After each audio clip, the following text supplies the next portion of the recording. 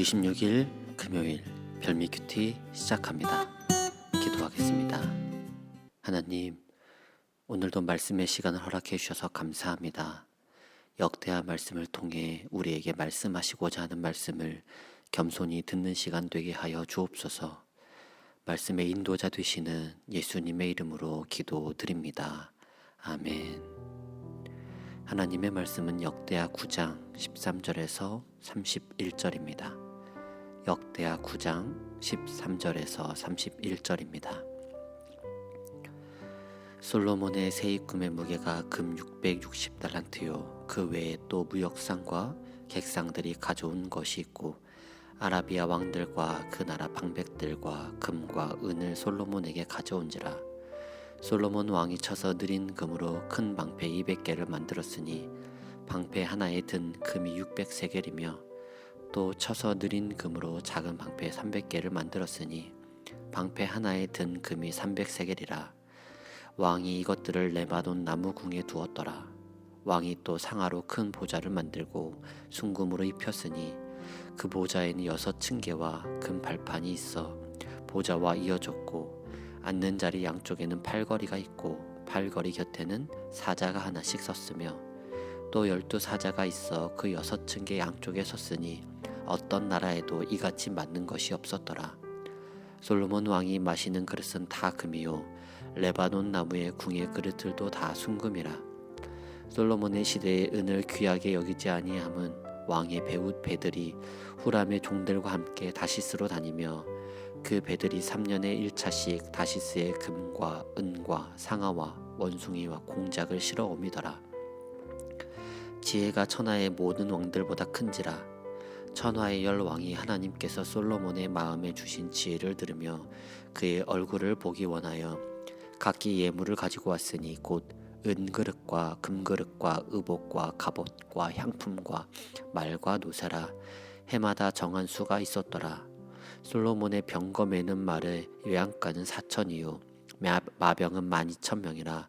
병거성에도 두고 예루살렘 왕에게도 두었으며 솔로몬이 유브라데 강에서부터 블레셋 땅과 애굽 지경까지 모든 왕을 다스렸으며 왕이 예루살렘에서 은을 돌같이 흔하게 하고 백항목을 평지에 뽕나무같이 많게 하였더라. 솔로몬을 위하여 애굽과 각국에서 말들을 가져왔더라. 이외에 솔로몬의 시종 행적은 선지자 나단의 글과 실로 사람 아이야의 예언과 선견자 잇도의 묵시의 책 곧 잇도가 느밧의 아들 여로보암에 대하여 쓴 책에 기록되지 아니하였느냐.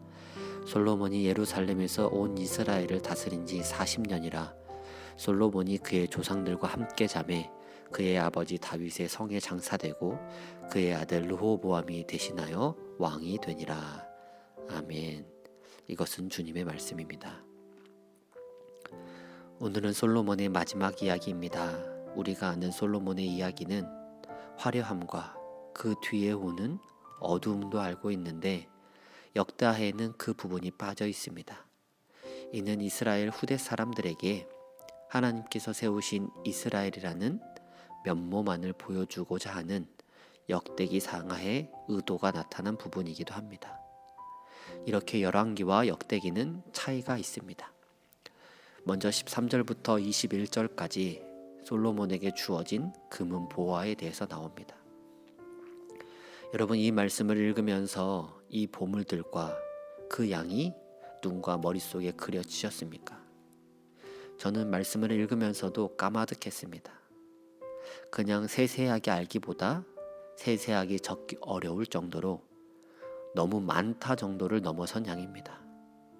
우리가 가장 원하는 축복이 이러한 축복이 아닐까요? 어제 나눴던 특혜보다 솔직히 우리가 가장 몸으로 느끼고 싶은 축복은 이러한 축복이 사실입니다. 인간인 저 역시도 기도는 하나, 마음의 욕심은 언제나 부함을 원합니다. 하지만 우리는 이러한 재물의 부를 볼 때 양면을 봐야 합니다. 재물의 부가 가져오는 축복의 면과 재물의 부가 가져오는 악의 면입니다. 하나님께서는 가장 좋은 것으로 축복으로 주셨는데 우리의 약함이 그 축복을 악으로 변하게 하는 모습이 재물의 모습에서 가장 뚜렷하게 나타납니다. 우리가 원하는 축복이 우리를 악한 모습으로도 이끌 수 있다는 경계심을 항상 가지며 주어지는 축복에 감사와 함께 기도로 건강한 긴장을 이어가시기 바랍니다.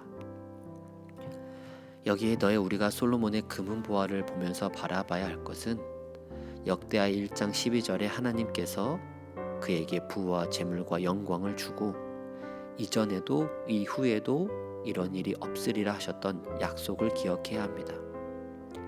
그에게 부어진 수많은 재물은 하나님이 약속을 이루신 사실을 봐야지, 부어진 수많은 재물만을 바라본다면 하나님의 뜻이 왜곡되고 마치 재물을 얻지 못했을 때 축복을 받지 못했다는 신앙에 대한 오해가 생길 수 있습니다.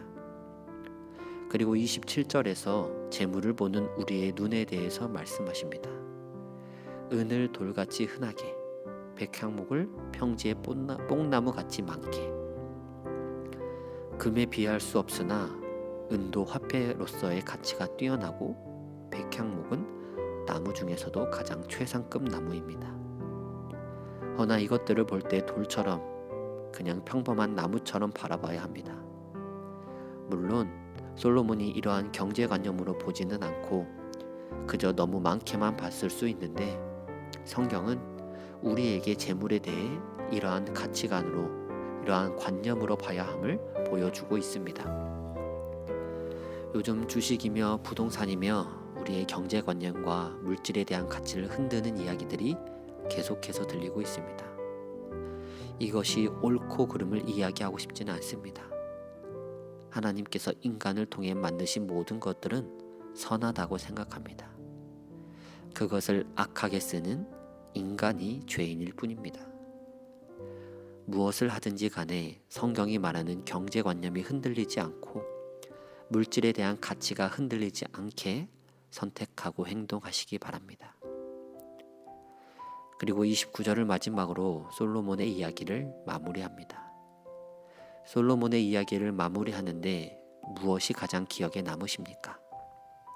우리가 솔로몬을 대입해 자녀들을 위해서 기도해주고 솔로몬의 모습을 보며 기도하는데, 이 모든 것이 하나님께서 솔로몬의 삶을 아름답게 만들어 주셨기에 가능했던 것을 기억합시다.